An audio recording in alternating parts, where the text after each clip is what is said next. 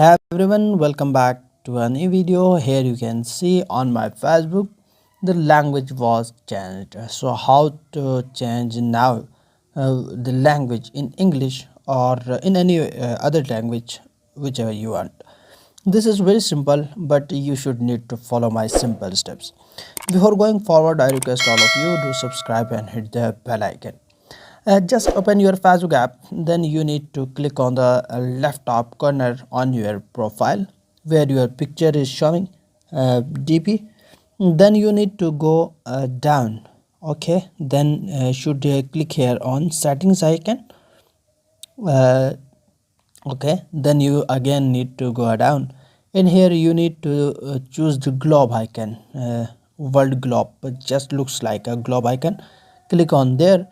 Then here you find out all the languages, then choose the language on which you want to change your Facebook language. Once you do that, then in next few moments language is changed on your Facebook successfully. And I hope it's helpful for you. So don't forget to like, comment, share, subscribe. I will see you in the next one. Goodbye.